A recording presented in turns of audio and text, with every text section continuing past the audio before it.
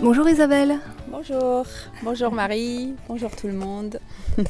Alors c'est pas la première fois que je fais une émission avec toi. C'est ça. Parce qu'on en a fait une l'année dernière, je crois que c'était au mois de juillet ou septembre, je sais plus. Ouais, c'était début de l'automne il me semble, Voilà. tout à fait. Donc toi tu es chef cuisinière, c'est ça? À la base, ouais. À la base, ouais. Ces dernières années, disons. Voilà. Et tu t'es orientée vers se nourrir en conscience. Et aujourd'hui tu vas nous parler de comment être pleinement soi-même. Pleinement soi-même. Voilà. Et donc, cette question, toi tu y réponds à travers une approche globale, mais notamment à travers la nourriture, à travers la façon de se nourrir. Ouais. Oui, c'est un choix puisque j'ai, par le passé, eu tout un périple avec mon alimentation, mon poids, la relation à l'alimentation. Donc ça, après, je me suis retrouvée à faire de la cuisine. Je suis complètement autodidacte, donc je me suis retrouvée à faire de la cuisine. Mais bon, j'ai développé un métier de chef dans la cuisine bio-végétarienne. Et puis tout ce qu'on appelle les intolérances maintenant, donc plutôt végétalienne, plutôt sans gluten, etc.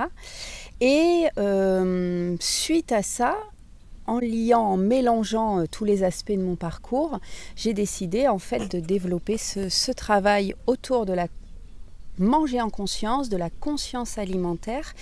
Et en fait, ce qu'il y a, c'est que ce que j'ai envie de transmettre, et donc je suis en train, j'ai déjà des formations de prête, mais d'en élaborer d'autres, j'ai envie de sensibiliser les gens et d'accompagner les gens autour de ce travail de conscience globale, en fait, où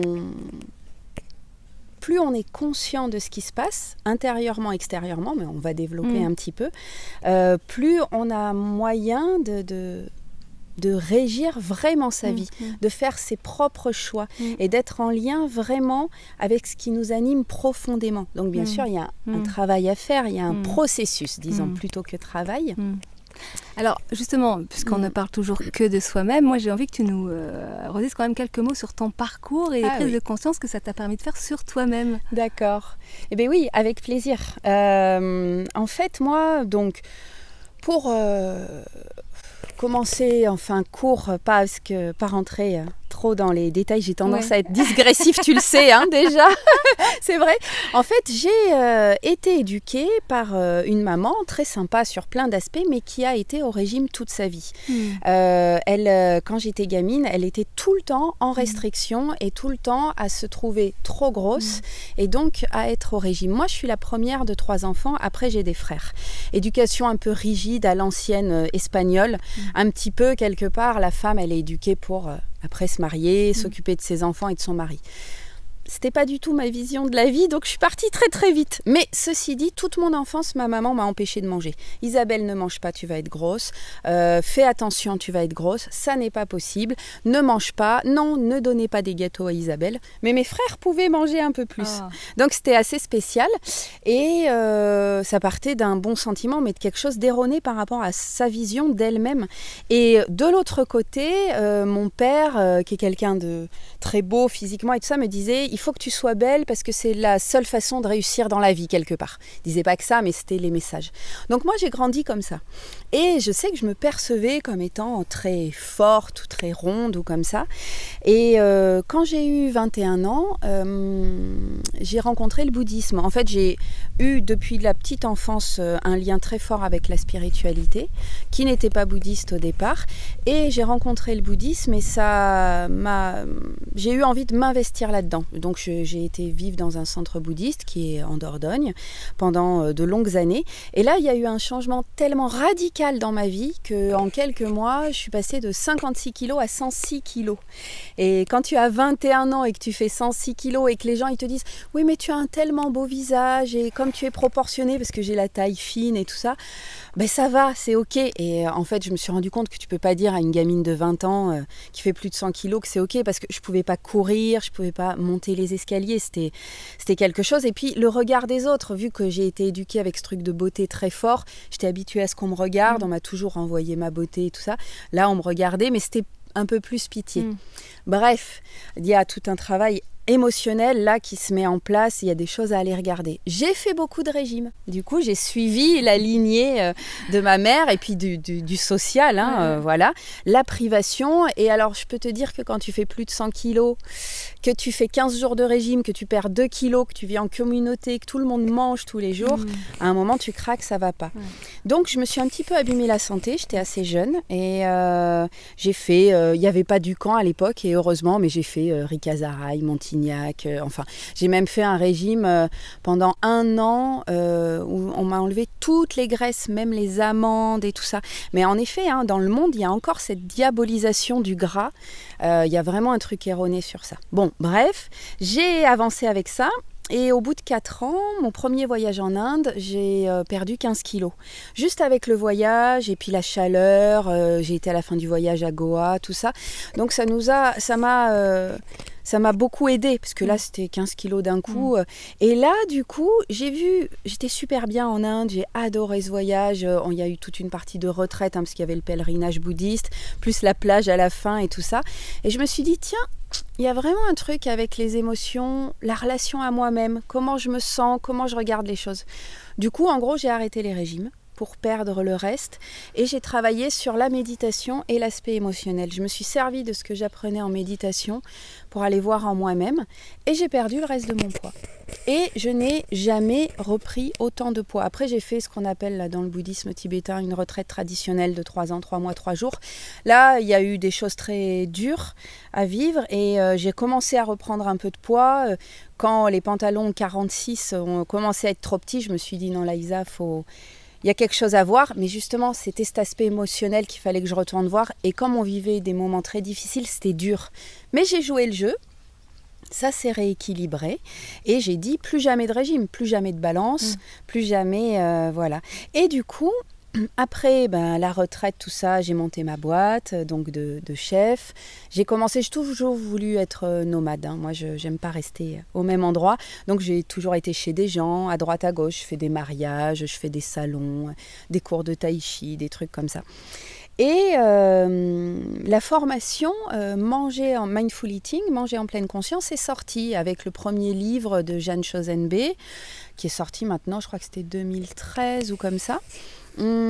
Pour la réédition de ce livre, ils m'ont demandé, parce que j'ai une copine qui est en lien avec les éditions Les Arènes, qui a parlé de moi, ils m'ont demandé de venir faire la voix sur le CD. Et là, je me suis dit, mais en fait, cette formation, c'est ce que moi j'ai fait avant, naturellement, travailler sur cet aspect émotionnel, être totalement en lien avec soi-même. Mais après, on va revenir sur ça, si tu veux bien, cet aspect d'être en lien avec soi-même, pas comme on aurait envie que ça soit, mais en lien avec tout ce qu'il y a vraiment à l'intérieur, ce qu'on a envie de voir et ce qu'on n'a pas envie de voir.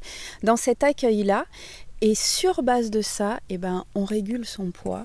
Mais pas que le poids, il y a tous les aspects, des intolérances, des allergies, des problèmes de digestion et tout ça. Il y a plein d'autres problèmes que le poids avec la nourriture. Et je me suis dit, ok, j'ai envie de donner ça aux gens. Donc je me suis formée à la mindfulness, pleine conscience en général et la pleine conscience alimentaire pour donner quelque chose de laïque. Je ne suis pas dans les formations et tout à être bouddhisme, parce qu'il y a vraiment cet aspect philosophie. L'engagement plus religieux, il est intime et j'ai pas à imposer ça. Et en plus, tout se rejoint de toute façon. Donc voilà, dès qu'on est dans quelque chose d'éthique et qui reste éthique, c'est ça qui est important. Et voilà, du coup, cette dernière année, je m'étais dit que j'allais monter mes stages avec ma boîte de cuisine. Mais en fait, moi, la cuisine, j'adore, mais c'est très fatigant. Et comment moi, je la vis, c'est pas du métro, boulot, dodo. Je conçois pas la cuisine comme ça. C'est-à-dire que pour moi, il faut être bien avec soi-même. Mais même quand ça va pas, ça veut dire qu'on accueille ce qui va pas. Et on est bien parce que je suis en vie, je suis en bonne santé, parce qu'il y a beaucoup de choses qui se passent bien. Accueillir ses émotions, quelles qu'elles soient. Tout accueillir. Et là, on trouve de la joie. Mais on va revenir dessus. Et je cuisine avec ça. Et dans ma cuisine, il y a le premier ingrédient, c'est cette énergie et cette énergie d'amour. Mais quelque part, c'est fatigant aussi. Donc, plus tout ce que je porte, tout ce que... Voilà, donc je n'ai pas pu monter les formations. J'en ai fait quelques-unes quand même, quelques conférences à droite, à gauche, mais ça n'avait pas décollé. Et cet hiver, donc, qui vient de passer, je suis aussi partie en Inde. l'hiver prochain, j'y retourne. On peut y aller ensemble, alors. Ouais, super, on va en parler, carrément. J'ai l'intention de partir entre 2 et 4 mois, selon le budget, donc voilà. Et avant de partir, je me suis dit, ok, je prends une année sabbatique de cuisine. J'en fais un petit peu, parce que par exemple, là, la semaine dernière, j'étais avec un groupe de tai chi pour qui je cuisine depuis 4 ans. J'ai décidé de faire avec les gens que j'aime bien, ce qui me plaît. Bon, je vais aussi faire les salons parce que c'est un bon lieu de sensibilisation, c'est intéressant. Et financièrement aussi, puisqu'on est dans ce monde, il y a cet équilibre à trouver.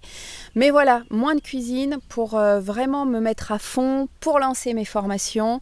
Alors voilà, je fais une chaîne YouTube, je lance les formations en ligne, et je fais beaucoup de com et de recherche pour les formations aussi en résidentiel parce que j'adore l'interaction. Les formations en ligne, bien sûr, ça va toucher plein de gens puisqu'il y a des gens qui sont trop pris dans leur vie quotidienne entre les enfants, le boulot, le speed, qui ont du mal à se dégager, mais sinon j'invite vraiment les gens à être en résidentiel, c'est toujours beaucoup mieux, l'interaction, l'histoire des autres et tout ça. Donc voilà, aujourd'hui j'en suis là, et finalement c'est un parcours que j'ai, pour moi, qui fonctionne vraiment de façon organique. C'est un parcours qui est là depuis ma vingtaine, et même spirituellement avant, puisqu'on sait qu'on arrive dans les familles qui sont bonnes pour nous, pour ce qu'on a à travailler. Et voilà, donc maintenant je sais tout ce que j'ai à donner, et je suis pas encore convaincue de mon efficacité de communication. Je cherche vraiment les bons messages, comment bien communiquer, parce que j'ai pas envie de rentrer dans les trucs hyper commerciaux, tu vois. J'ai vu quelqu'un qui travaille dans le même domaine que moi, mais qui est vraiment parti sur la femme et sur le poids, la cellulite, tout ça. Bon, je suis pas trop dans ce truc-là pour moi, parce qu'il y a, comme je dis, il y a vraiment pas que le poids au niveau alimentaire. Mais bon, c'est une porte d'entrée. Et le mec se dit expert en méditation. Et voilà, aujourd'hui, on touche aussi des choses comme ça. Ça me laisse assez perplexe parce que pour moi, plus j'avance dans la pratique et plus je vois que waouh, c'est vaste. Et l'expertise, elle est loin, puis elle n'est pas nécessaire. Ce qui est important, c'est l'expérience. Et avec une base éthique et d'amour et tout ça. Mais voilà, et c'est là, et moi c'est cette expérience que j'ai envie de partager, d'apporter. Et bon, bien sûr, voilà, il faut trouver l'équipe parce qu'il faut en vivre. Quand tu parles avec la base éthique d'amour, je pense que c'est l'essentiel, puisque je veux dire, notre corps se nourrit d'abord et avant tout d'amour. Et je pense que c'est ça qui est au cœur aussi de ton enseignement, de ta transmission. Ouais. C'est exactement ça, et c'est vraiment quelque part, tu pourrais dire, mais pourquoi vouloir faire une entreprise avec ça? Parce que ça paraît tellement naturel. Et en fait, je vois que alors on dit les gens, on fait une globalité, peut-être toi exactement tu y es pas, mais les gens sont extrêmement coupés de ça maintenant. Oui, tout à fait, ouais. Parce qu'on est dans un monde qui depuis longtemps travaille à rendre les choses matérialistes beaucoup plus importantes. Et quand tu dis les gens, je dirais, moi j'englobe moi dans les gens, nous y sommes, parce que je veux dire, on a tellement peu l'expérience et la connaissance de ce qu'est véritablement l'amour, que quand clair. On commence à y mettre un pied dedans, mais c'est un petit pied, et après c'est le restant de notre vie. Et c'est vraiment touchant parce que c'est là qu'on accepte, à ce moment-là, quand on commence vraiment à toucher ça, qu'on accepte que justement on est sur un chemin de vie, sur un chemin de l'être, sur un cheminement, et on accepte du coup que c'est du long terme, et du court, moyen, long terme, et que c'est tout le temps, et que ça nous nourrit tout le temps.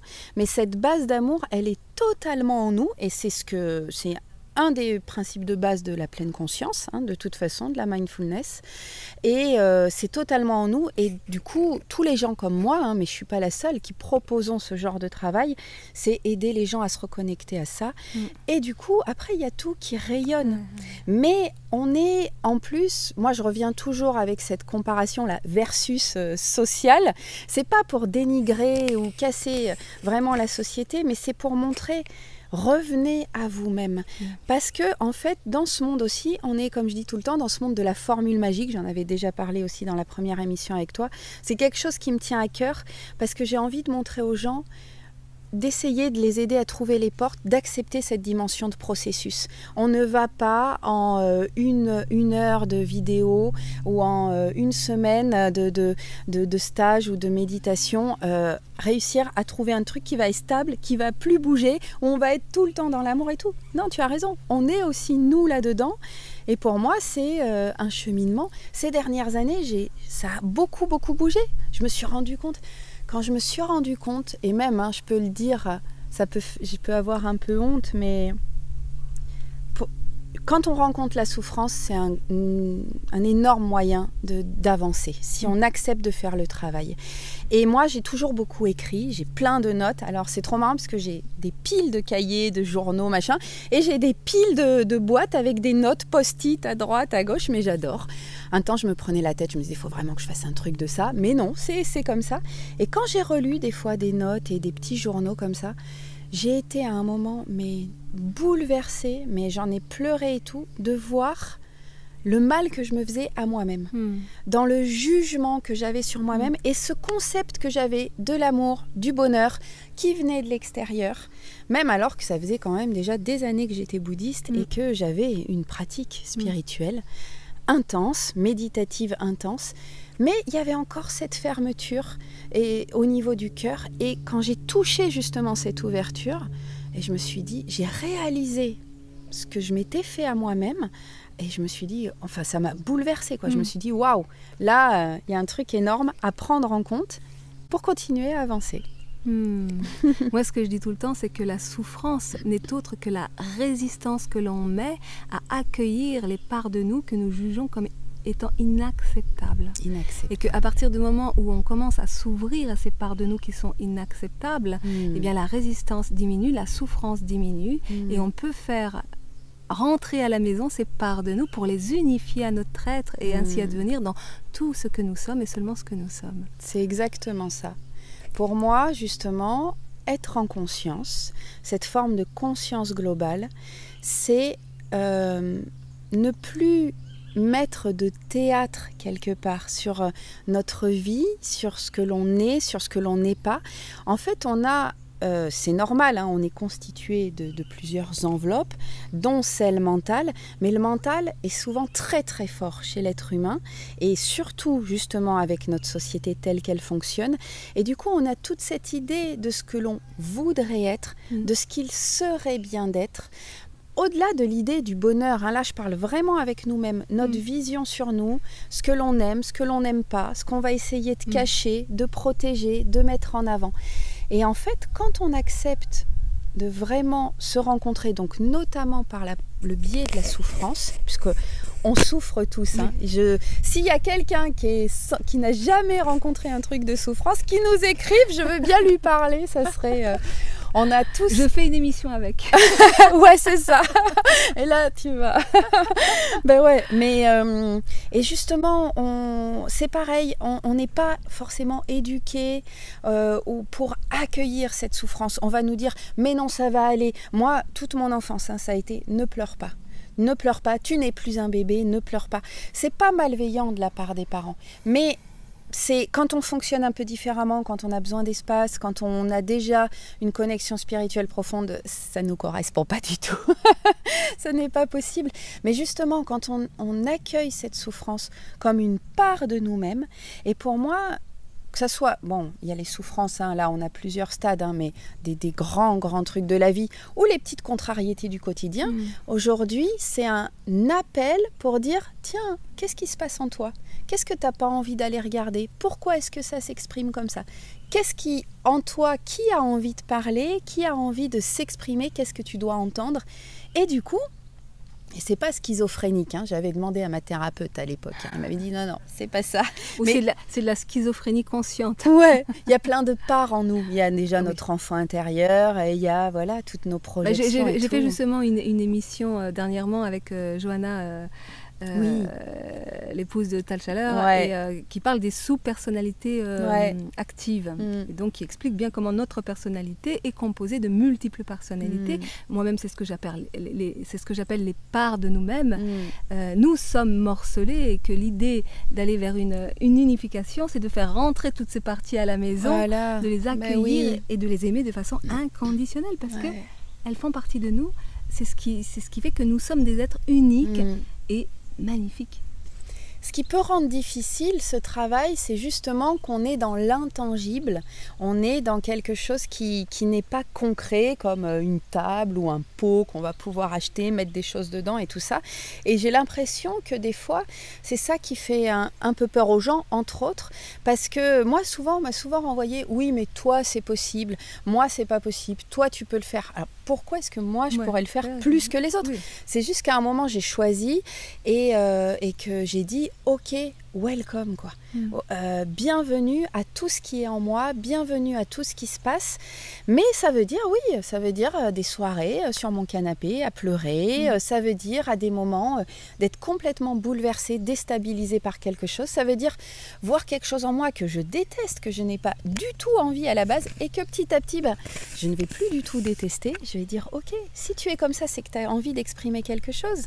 Ça veut dire accepter d'être chiante, accepter de trépigner des pieds, d'être fatiguée, d'être saturée, et puis d'être aussi, voilà, quand je dis... Alors après, on reviendra, il faut qu'on y pense avant la fin de pourquoi je passe par l'alimentation à la base, mais ça veut dire d'être aussi accepté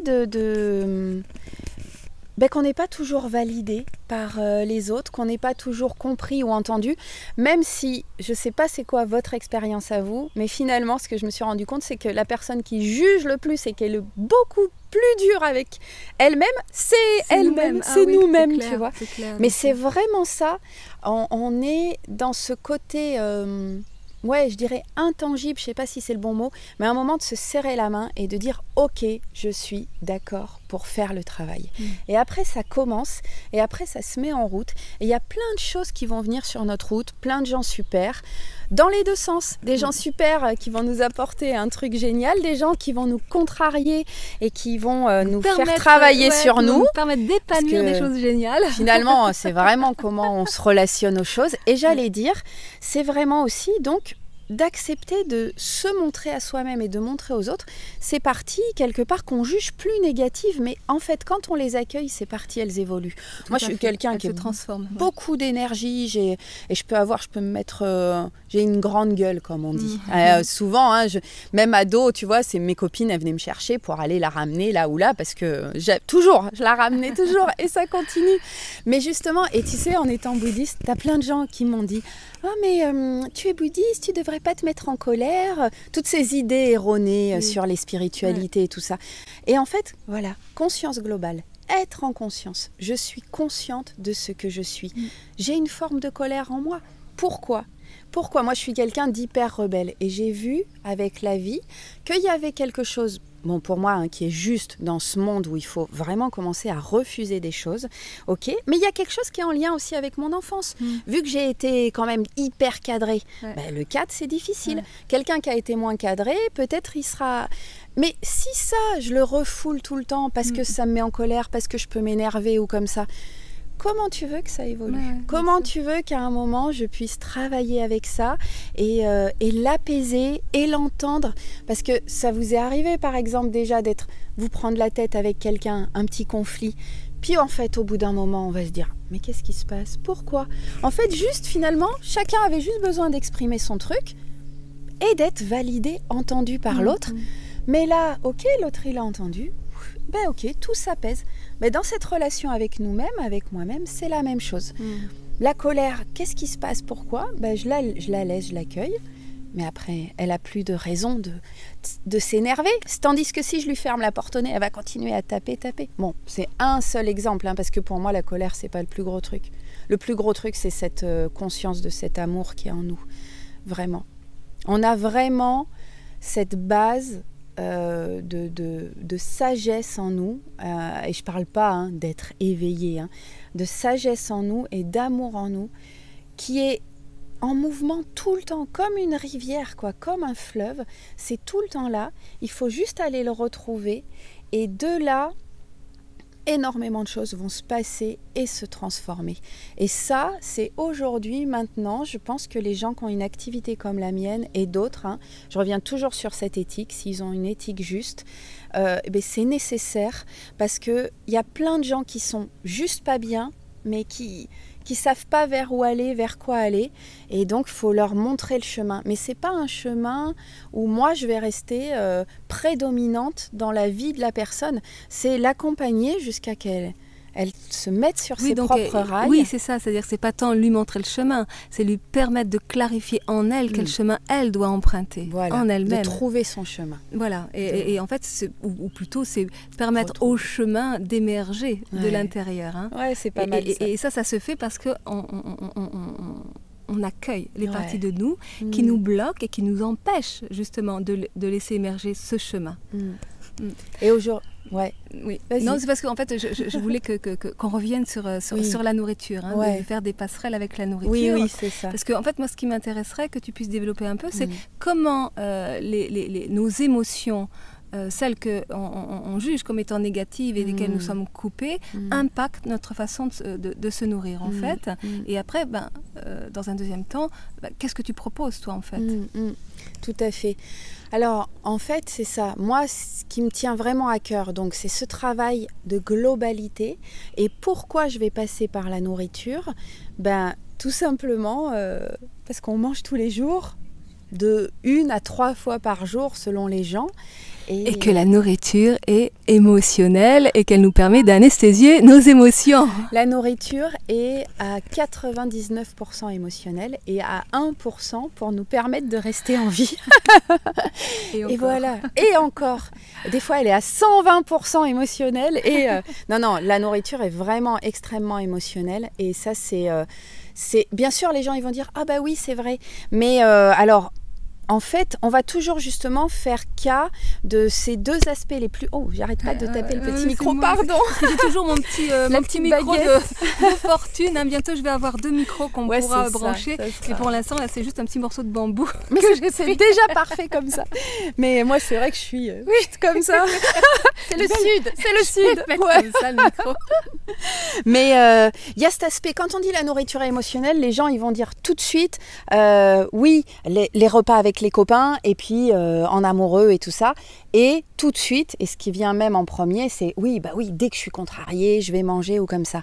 Mais c'est pas émotionnel seulement comme ça, c'est ça aussi, mais il y a aussi la privation qui est complètement émotionnelle, et énormément de gens sont dans la privation, que ce soit par rapport au physique et donc au poids qui est le plus courant, mais que ce soit aujourd'hui par rapport à ce fameux truc là il faut que je trouve un terme pour ça, le temps et l'argent.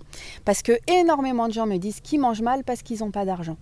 Je réfléchis énormément là-dessus, je propose des ateliers là-dessus parce que c'est vraiment une question de priorité. Oui, parce qu'ils n'ont pas d'argent ou parce qu'ils n'ont pas le temps. Et parce qu'ils ne veulent pas investir là-dedans. Je n'ai pas encore compris sociologiquement comment la nourriture est devenue si peu importante par rapport à d'autres choses comme la technologie, comme les voitures, comme les voyages. Il y a quelque chose qui me dépasse. Comment on met justement son propre bien-être, puisqu'en fait on est nourri par ce qui rentre en nous. On doit manger pour rester en vie. C'est comme ça. À part, il y a vraiment cette nouvelle mouvance avec le prana. C'est justement le manque d'estime de soi. C'est le déni de soi. C'est pour ça que c'est totalement émotionnel aussi. Parce que quand on parle de l'émotionnel, on reste sur ces trucs très grossier, c'est-à-dire qu'on voit en premier du poids, de la fête et tout ça. Mais non, c'est totalement émotionnel parce qu'on va être dans une forme de gestion d'entreprise avec notre propre corps en fait. Et on va faire des choix de budget, de globalité, de ce qu'on va donner, pas donner. Et donc c'est en lien avec cette source qui est toujours vivante en nous, d'amour, d'estime. Isabelle Padovani, elle dit, parce que moi avant je disais l'estime de soi, et il y a quelques mois j'avais vu une de ses conférences où elle disait en fait l'estime de soi c'est encore devoir aller vers quelque chose. Elle disait en fait c'est l'amour, parce que l'amour il est là inconditionnellement. Et j'avais trouvé ça génial, mais c'est vrai que estime de soi c'est un bon terme quand même, parce qu'il est, tout le monde le connaît, ça parle à tout le monde. L'amour de soi ça peut être encore un peu déconnecté. Mais donc voilà, l'aspect émotionnel il est présent à tous les stades, il est présent dans nos choix d'achat, il est présent dans la façon de gérer notre budget par rapport à notre alimentation, il est même présent, oui, donc dans nos choix d'achat, parce que en fait quand je parle de conscience globale, on ne peut pas nier que quand on mange, ça n'implique pas que nous. Ça implique les gens qui ont cultivé, les gens qui ont ramassé, recueilli, les gens qui ont préparé, les gens qui ont vendu.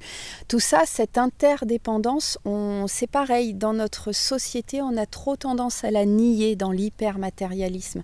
Et en fait, parce qu'on est dans un monde où il faut être fort, où il faut être autonome, mais là, je le dis pas dans le bon sens du terme, dans le sens, voilà, c'est nous, c'est moi, c'est les miens, et le reste, on s'en fout, parce qu'il faut le protéger, parce que tout coûte tellement cher, tout est tellement dangereux, et puis on nous entretient dans la peur et tout. Hop, on va dévier de ça, et on revient à soi-même. Et si on est toujours pareil, conscient de toute cette forme d'interdépendance, eh ben, l'émotionnel, il est là aussi, parce qu'on ne peut pas... À un moment, même si par exemple tu adores, alors on va prendre l'exemple bateau total, le Nutella, que je mange moi plus depuis, que j'en fais, hein, si vous voulez, voilà, que je mange plus depuis de nombreuses années. Ok, t'adores ça, tu manges ça émotionnellement, mais tu t'en rends pas compte devant ta télé, ou voilà, ou tu donnes ça à tes enfants en pensant que c'est sain parce qu'il y a des noisettes et du lait dedans, ok, comme le dit la publicité. Mais à un moment, tu vois quand même, on entend maintenant aujourd'hui beaucoup, même dans les grandes chaînes de télé, ils en parlent, des problèmes, bon, apparemment ça va... On va en parler un petit peu moins là avec les trucs des secrets d'affaires et tout ça, mais on voit bien que c'est pas forcément positif au niveau social, au niveau de l'exploitation de l'être humain, de l'exploitation de la planète et tout ça. Donc à un moment, quand tu es vraiment... Et puis surtout, c'est que quand on dit qu'on adore ça, c'est quoi exactement? C'est oui, quelle dimension de nous adore? Oui, quelle dimension en nous adore ça? Et est-ce que c'est pas justement une addiction? Mais c'est génial, parce qu'il y a plein de sujets là-dedans, parce que justement, il y a tout ce travail du goût, il y a tout ce travail sur l'addiction, qui est aussi émotionnel. L'addiction, c'est mental et émotionnel, et ça joue dans plusieurs aspects du corps. Ouais. Mais justement, par rapport à ce Nutella, quand tu es dans ce truc, quand tu es vraiment en lien avec toi-même, à un moment, c'est pas « je veux du Nutella absolument », c'est « ok, qu'est-ce que ça implique ? C'est moyen, est-ce que je m'y retrouve ? Je m'y retrouve pas ? Ok, quel choix j'ai ? Qu'est-ce que je peux faire ? » Et il y a énormément d'autres choses à manger qui peuvent même être similaires au Nutella, qui sont excellentes et qui sont beaucoup moins toxiques pour tout le monde. Donc l'aspect émotionnel, en fait, de toute façon, l'être humain, dans son incarnation et dans le monde qu'on appelle le monde du désir. On veut pas. On est de toute façon comme ça. Après, on travaille sur nous. Et encore une fois, on accueille tout, il n'y a pas de souci. On veut pas. On n'aime pas. On accepte, on rejette. Et donc, on est émotionnel de base. L'être humain est émotionnel. Lorsqu'on a envie de Nutella ou même, je dirais, de n'importe quelle sucrerie, il y a souvent cette dimension de l'addiction. Je ne peux pas m'empêcher, mais en fait, de quoi a-t-on vraiment faim? En général, quand on est attiré par les douceurs, c'est qu'il y a une dimension de nous qui a besoin de douceur. Et est-ce que c'est vraiment le Nutella ou n'importe quelle sucrerie ou bonbon qui va pouvoir combler ce besoin de douceur? J'en suis pas sûre. Donc en fait, on va chercher à l'extérieur de soi quelque chose qui va venir anesthésier une émotion, une partie de soi qui appelle, qui crie famine, qui a besoin qu'on s'occupe d'elle, qui a besoin d'amour en fait. Hein.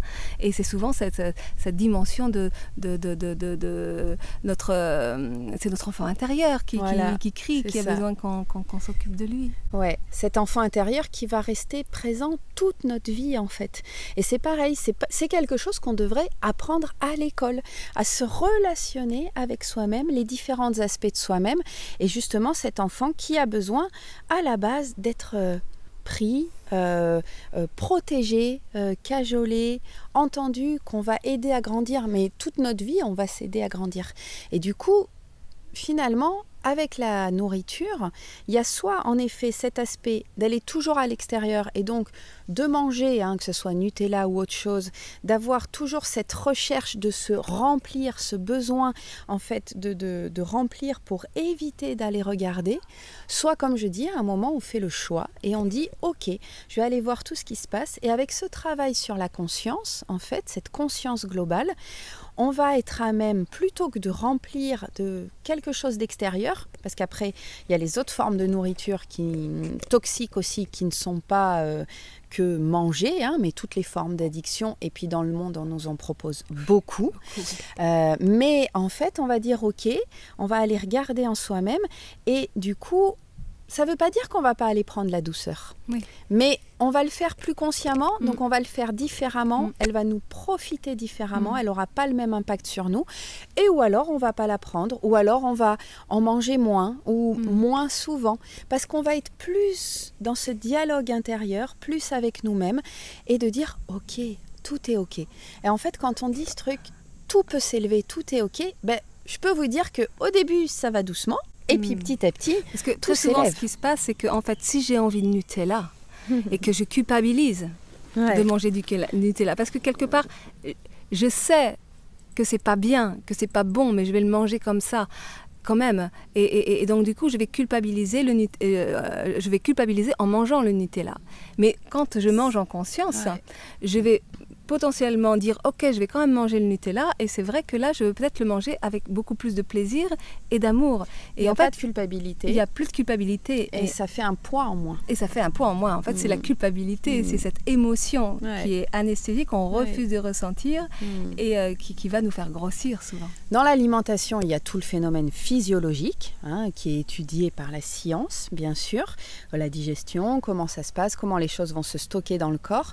Mais on porte le poids de nos émotions aussi avec notre façon de manger, et quand il y a des choses qui sont stockées, on va parler souvent là de la cellulite et tout ça, je me touche les cuisses en même temps mais vous voyez pas. Quand il y a des choses qui sont stockées, quand on va développer la graisse sur le ventre ou comme ça, on porte le poids de cette culpabilité, on porte le poids de ces concepts, parce qu'il n'y a pas la culpabilité. Là, dans l'exemple que tu prends, il n'y a pas que la culpabilité, c'est vraiment ce cercle vicieux du foutu pour foutu. Et c'est-à-dire, non, on est dans la restriction, il ne faut pas le faire, mais donc ça veut dire que là, on ne s'écoute pas intérieurement, on va craquer, donc on se juge, on culpabilise, on se dit qu'on est bon à rien, qu'on n'y arrivera jamais, donc on va dans l'excès, on va dans l'extrême, mais après, une fois que la crise est passée, on est tout triste, on est tout pas bien, donc au lieu d'écouter encore une fois, puisqu'il y a l'émotion avant, il y a l'émotion après, au lieu d'écouter encore une fois, non, on va continuer, on va dire non, on va poser un truc rigide qui est complètement mental, la prochaine fois je vais y arriver, c'est fini, je ferai plus jamais ça. Et on relance la même chose. Et à aucun moment, on a été regarder et dire, ok, qu'est-ce qui se passe là? C'est pour ça, l'émotionnel, il est présent partout. Et comme on mange beaucoup, on mange souvent, on a vraiment, avec notre façon de manger et nos choix de consommation, tu veux qu'on fasse une pause? Non, ça va? Non. Ouais. Avec nos choix de manger et nos choix de consommation, on va vraiment...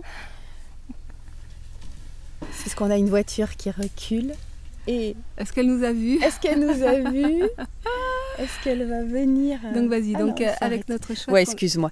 Avec le choix de manger, le choix de ce qu'on mange, de ce qu'on met dans notre corps et le choix d'achat, de consommation, on va vraiment pouvoir être à même de faire le lien avec les émotions.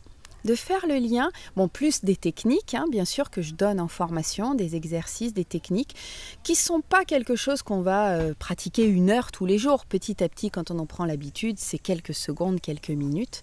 On a un dialogue aussi avec ça. Ça va nous permettre d'être plus en lien avec nos émotions. Donc, pourquoi est-ce qu'on fait les choses ou pourquoi est-ce qu'on ne les fait pas, parce qu'il y a toute cette dimension de restriction qui est extrêmement importante pour moi aujourd'hui à prendre en compte. Et du coup, on va pouvoir changer, on va pouvoir faire autrement. On va pouvoir trouver des petits chemins, des petites portes, des petites fenêtres pour faire autrement. Et les gens qui font les formations avec moi me disent que justement c'est une énorme surprise pour eux, qu'ils ont tellement l'habitude de manger de cette façon, de faire de cette façon, qu'ils ne s'attendent plus à ce qu'il soit possible de faire autrement et de manger différemment. Et la découverte en fait avec cette relation différente à soi-même est souvent une grande révélation et qui du coup ouvre plein de portes. Et si j'ose dire, c'est marrant. Excusez-moi, est-ce que vous pouvez éviter de parler ici? Excusez-moi, on est en train de faire une interview. C'est marrant, hein, la conscience, c'est exactement ça. Conscience de ce qui se passe en nous, conscience de ce qui se passe autour de nous. C'est vraiment, je trouve, absolument fascinant et intéressant. Mais justement, pour avoir une conscience extérieure, justement, là, pour moi, le monde va très mal. Conscience extérieure de comment on peut agir et de ça, on est obligé d'abord de passer par nous. On ne peut pas, sinon on est des donneurs de leçons. On est dans l'émotion aussi, on est dans la colère, on est dans l'orgueil, on pense qu'on a raison, qu'on sait. Il y a ce chemin personnel à faire avec soi-même et qui pour moi va rayonner sur l'extérieur. Et oui, je le propose par l'alimentation à la base parce que c'est au cœur de notre quotidien et ça touche énormément d'aspects de la société. Ça touche le social, ça touche l'environnement, ça touche l'écologie, ça touche le travail des gens, ça touche l'argent, ça touche le temps, ça touche toute la vie. C'est présent tout le temps. Et excuse-moi, je veux juste aussi dire, parce que je me rends compte que dans mon discours, en fait, moi, je ne veux pas travailler qu'avec les personnes en surpoids. À la base, cette formation, elle a été créée pour ça, pour la boulimie et donc le gros surpoids, l'obésité. Parce qu'aux États-Unis, ça vient des États-Unis, enfin, pour le très récent, hein, 2010, 2000, voilà, parce que sinon c'est vraiment des sagesses anciennes. Ça a été créé pour ça, pour les personnes, puisqu'on a plus de 60% d'obèses aux États-Unis. On est à plus de 50% en France, les gens ne le savent pas, de gens en grave surpoids. Et en fait, je veux travailler avec vous, avec tous ces gens qui ont ces problèmes de boulimie importants, de gros surpoids, ces problèmes de restriction. Mais je me rends compte que j'ai tendance, excusez-moi, à un peu vous oublier dans mon discours. On part sur ça et après je dérive. Parce qu'en fait, je le vois au quotidien. Je voudrais trouver les portes, les moyens d'intéresser toutes les autres personnes. Parce que justement, cette nourriture, c'est global et qu'il y a beaucoup d'autres choses, beaucoup d'autres aspects émotionnels et très importants aujourd'hui, autres que le surpoids, autres que l'obésité et autres que la boulimie. Parce qu'il y a des gens qui sont boulimiques en mangeant, mais je veux dire, se voiler la face à tel point que le fait la masse dans notre société, c'est des formes de boulimie. Et oui, et puis voilà. De toute façon, on peut effectivement manger énormément, ne pas se rendre compte qu'on est boulimique, parce que notre corps n'est pas en surpoids, parce qu'il y a des personnes qui grossissent, enfin chacun a une histoire différente et que chacun va inscrire dans la matière de façon différente. Certains, ça va être par une prise de poids, d'autres, ça va être par le développement d'une maladie, du diabète, enfin, il y a plein de façons différentes d'inscrire dans la matière notre mal-être.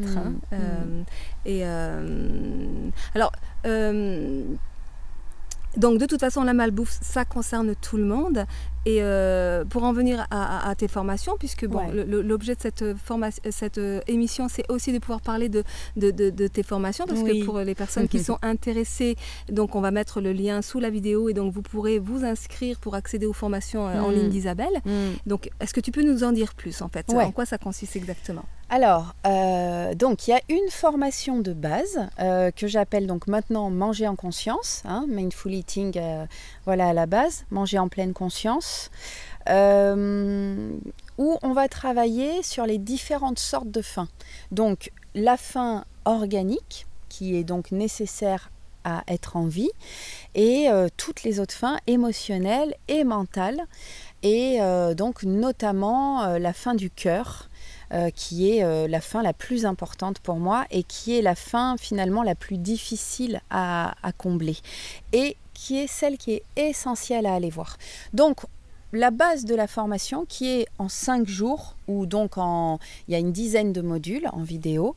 Je recommande quand même aux gens qui vont l'acheter en vidéo de se donner le temps de la faire assez rapidement, pas de l'espacer parce que vous allez perdre le travail. Mais bon, de toute façon, vous verrez, il y a un lien donc, concret avec moi. C'est logiquement une formation que tu proposes en 5 jours et 5 là jours. que tu proposes en 10 vidéos, c'est ça? En fait, en 10 modules. Il y a plus de vidéos parce que mon téléphone, il s'arrête au bout de 46 minutes. Donc, il y a un peu plus de vidéos parce que c'est des modules d'1h30 à peu près. Donc, voilà. Et après, il y a beaucoup de... Il y a 17 ou 18 méditations, exercices enregistrés, donc accompagnement dans la méditation.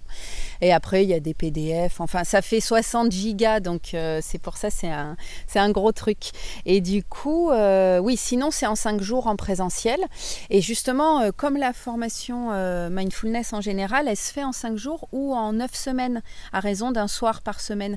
Et moi, j'avais commencé comme ça, mais j'ai arrêté parce que avec le speed de la vie, les gens, ils viennent 2 heures, ils sont là, ouais, c'est super. Et puis, ils font rien pendant la semaine ou très peu. Et il n'y a pas de souci avec ça, c'est juste qu'avec l'alimentation, c'est bien d'être plongé dedans. Donc, dans la formation, il y a donc ces modules avec les différentes sortes de faim. Et c'est la base principale du travail. Autour de ça, on a beaucoup de méditation, beaucoup d'exercices, parce qu'en fait, une des bases de la pleine conscience, d'être vraiment en conscience, c'est d'être conscient à la base de ses ressentis corporels en premier. On se rend compte, et c'est pareil, c'est une grande révélation assez bouleversante pour les gens, à quel point les gens sont coupés de leur corps.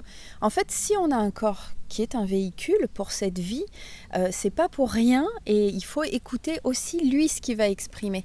Vous savez, on parle souvent de, hypochondriaque, mais en fait, on se moque un peu de ces gens-là. Mais moi, quelque part, j'ai toujours trouvé ça super et je dirais, je suis assez hypochondriaque parce que quand j'ai une douleur, quand j'ai quelque chose, c'est ok, qu'est-ce qui se passe? Qu'est-ce que j'ai à aller regarder? Le corps exprime quelque chose et là, tu peux te dire, waouh, ok, je vais voir, plutôt que de tomber malade, plutôt que de mettre le couvercle et qu'après, ça soit la maladie qui sorte. Et ce que j'ai envie de dire aussi, c'est que notre corps n'est pas que le véhicule, il est vraiment la matrice de notre âme. C'est-à-dire, c'est lui qui permet à notre être de lumière de s'incarner dans la matière et de faire l'expérience de la matière.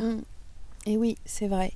Donc il faut en prendre soin, il faut l'écouter. Il exprime aussi des choses. Oui, parce que le corps exprime en fait la fin de l'âme, la fin de l'être. Exactement. Voilà, donc notre corps est super fondamental, tout comme notre mental. On le surcharge, mais notre mental nous est très utile.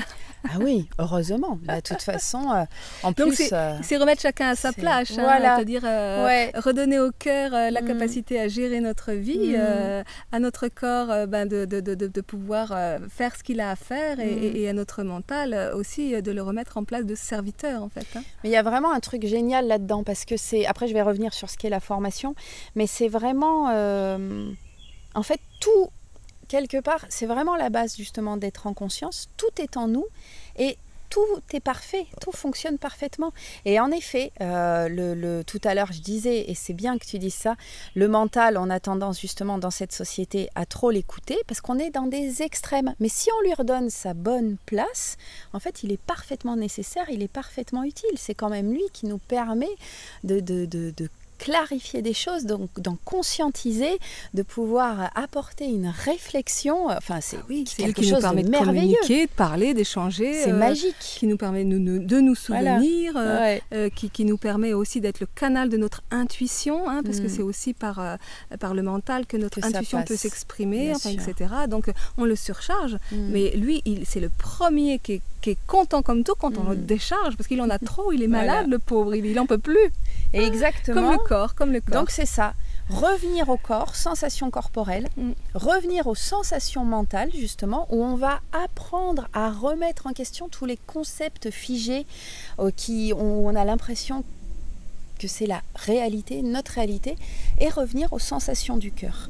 Donc il y a une énorme approche dans la formation, on est toujours autour de ça. Et même quand il y a le cours, on a beaucoup de moments, de petits moments de méditation, ça va être 5 minutes, 3 minutes, 8 minutes, de petits exercices où on va toujours se reconnecter et donner l'espace, la parole à notre corps, à notre mental, à ce qu'il exprime et à notre cœur. Et tout ce que tu dis, c'est d'autant plus fondamental parce que c'est ce que je dis et que je redis et que je me lasse pas de répéter, l'expérience de l'amour, mais de l'amour avec un grand A, de l'amour inconditionnel. Oui. Ça ne se passe pas dans notre tête, par la pensée, ça ne se passe pas par la parole, mais ça se passe par le ressentir. accepter de ressentir. Mais oui.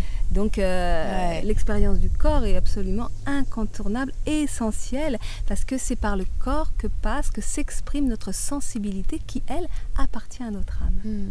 Et en plus, plus on va en faire l'expérience, plus on va laisser s'ouvrir les choses et plus on va être là-dedans. Ça se nourrit de soi-même. On parlait du cercle négatif, en fait, du cercle vicieux, mais il y a ce cercle vertueux aussi, qu'on peut toucher et ça se nourrit tout seul après. Après, c'est remettre en circulation la vie à l'intérieur de nous et on entre dans ce mouvement Moi, je vois maintenant, de prospérité. Mais voilà, et d'amour très vaste, d'amour avec le grand A, parce que en effet, il y a plein de choses que j'ai envie de dire, mais je vois déjà, moi, ce rapport avec moi-même que je cultive depuis des années, je vois que des fois, je suis même surprise de la compréhension, comment elle vient tout de suite, parce que j'ai tout de suite ce lien avec mon corps, avec ce qui se passe, ça c'est génial. Et sur l'amour, j'aime aussi ce terme vraiment, parce que amour et sensualité, et ça c'est des choses qu'on va énormément partager dans la formation. Parce que justement, c'est pareil, c'est trop... la réalité de ces termes est trop dégradée par rapport à notre société aujourd'hui. Quand on parle d'amour, alors bien sûr, il y a parents-enfants, mais l'amour, en vrai, dans le monde, c'est le couple, c'est le compagnon. Or, c'est génial, jamais je ne dénigre quelque chose, mais je veux dire, il n'y a pas que ça. Je trouve que dans notre monde, on classifie trop les choses et en fait, on a absolument besoin de se reconnecter à en fait cet amour universel dont on fait partie et qui est en nous. C'est là pour le coup, intérieur-extérieur, c'est la même chose. Cet amour, il est puissant et plus on sera en lien avec ça, plus de toute façon notre couple sera une belle histoire. Nos relations avec nos amis, parce que les amis, c'est quand même des grands amours aussi, vraiment. Et avec notre famille, avec les autres. Ça, c'est une chose et ça me permet aussi de recadrer ce mot de sensualité pour moi, où j'invite vraiment les gens dans la formation, puisqu'en fait, on cuisine quand même un petit peu ensemble. Je vais finir après sur ce qu'est la formation, à se reconnecter avec cette sensualité, donc sens, parce que dans notre monde c'est pareil, on parle de sensualité, tout de suite on va penser à la sexualité. La sexualité est un aspect de la sensualité, c'est primordial, enfin pour moi en tout cas, pour beaucoup de gens, et je trouve justement qu'il y a une énorme hypocrisie encore dans cette société par rapport à ça, ça vaudrait vraiment le coup là aussi de creuser là-dedans. Moi je me propose de faire ça dans les prochaines années, et il y a déjà des gens qui le font, faut toujours l'éthique et tout ça, attention, parce qu'il y a beaucoup de trucs barrés aussi là-dedans. Ouais. Mais justement, la sensualité, ça n'est pas que le sexe. La sensualité, c'est cette sensation-là du temps sur mon corps, la vue, l'ouïe, c'est tous les sens. La corporalité. Mais ça... on ne se rend pas compte, c'est pareil, à quel point on en est déconnecté. Et j'irais même jusqu'à dire, par exemple, qu'il y a certains produits de beauté, produits de toilette qui nous déconnectent aussi de ça. Parce qu'il faut sentir bon, machin, de ça. Sauf qu'en fait, les produits sont toxiques. Donc, ils vont déconnecter le lien avec notre corps. Ils vont déconnecter physiologiquement, en fait, le bon mouvement, des humeurs, etc. Donc revenir à ce truc, et ça dans l'alimentation, dans la formation, j'en parle énormément. Je fais énormément toucher les gens à ce truc-là, et notamment en touchant la nourriture, en la regardant, en préparant des belles choses, sans être dans un truc de luxe, on parle de... Voilà, et en touchant à tout ça. Et parce que j'ai donné des cours de cuisine à des femmes qui avaient passé la cinquantaine, qui ne touchaient pas les aliments. Ça m'a impressionnée. On peut vraiment être en contact avec tout. Et du coup, pour revenir à la formation même, il y a ces aspects-là. Donc il y a les 9 sortes de faim. Il y a tout ce travail avec les différentes sensations. Et moi, j'ai rajouté 2 choses qui me semblent importantes, qu'il n'y a pas dans la formation à la base américaine. C'est les bases de l'équilibre alimentaire saine. Alors moi c'est basé sur la naturopathie, mais comme je dis, ça n'est pas la seule chose valable. L'Ayurveda c'est génial, la médecine chinoise c'est génial, c'est juste ma formation et je suis très ouverte aux autres, mais je pense qu'on doit montrer aussi aux gens aujourd'hui comment remanger sainement, simplement. Il y a quelque chose qui est énormément perdu là-dessus. Et dans la formation américaine, le prérequis, c'est que tu peux manger McDo en pleine conscience. Or, en fait, c'est pour ça, mon travail, je glisse vers cette forme de conscience globale, parce que non, ça n'est pas vrai. Et ça, c'est un produit marketing. Et finalement, les premières années, quand j'avais fait la formation et tout, je suivais un peu ce truc-là, et puis j'étais pas bien avec ça. Ça m'allait pas, j'étais pas bien dedans moi. Et je dis, ok, je vais assumer mon truc. Non, on ne mange pas McDo en pleine conscience, ça n'est pas vrai. Donc, aider les gens, mais ce sont des clés que je donne, je n'impose rien. Si tu veux aller manger McDo et que tu penses être en pleine conscience, ben c'est parfait parce que c'est ton expérience et je suis sûre que ça t'amènera à autre chose. Il y a tout un travail aussi, je pense, pour tout thérapeute accompagnant de non-jugement, hein, bien sûr. Moi, ce que je dis tout le temps, c'est que quand tu choisis de faire quelque chose, fais-le avec amour. Et voilà, amour, connaissance, réflexion, tout ça, ça se suit et ça nous amène. Donc voilà, base sur l'équilibre alimentaire. Donc j'ai rajouté un atelier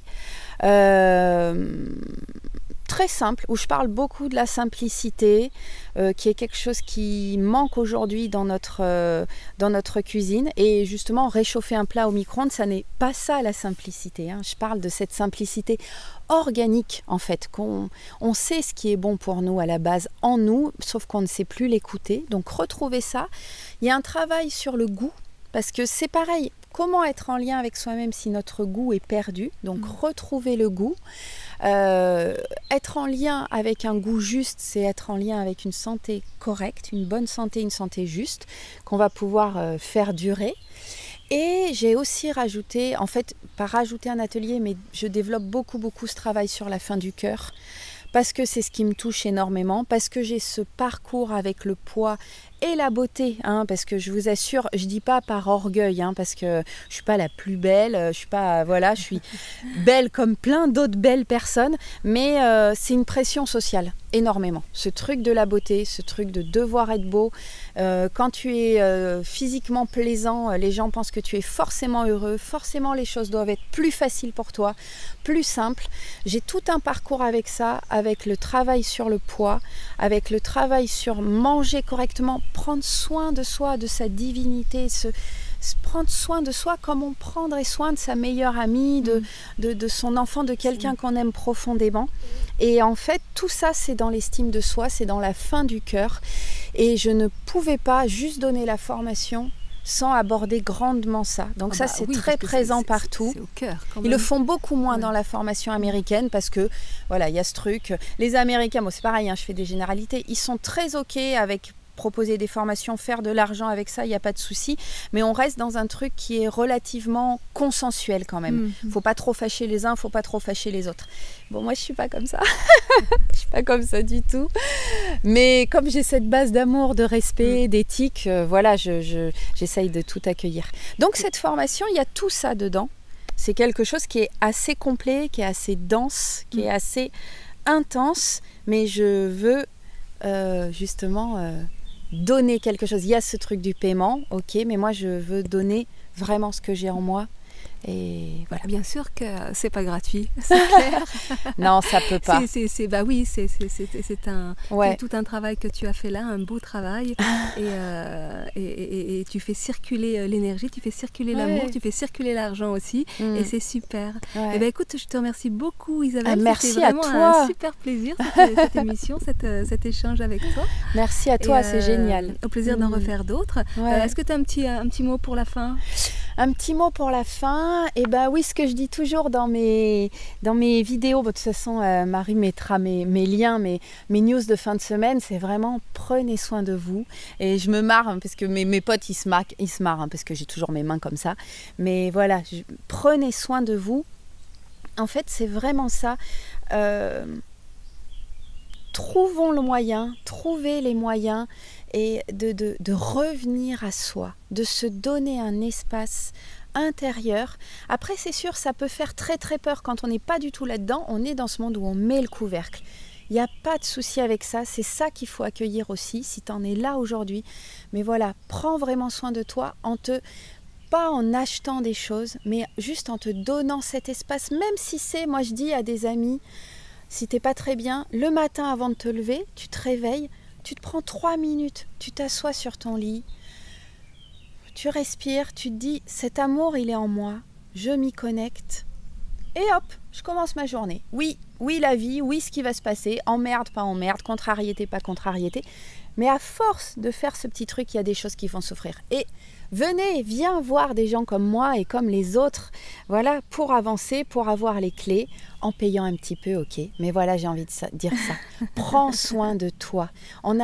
Vraiment, tu en as besoin, le monde en a besoin. Aujourd'hui, c'est essentiel et je te jure, c'est pas si compliqué que ça.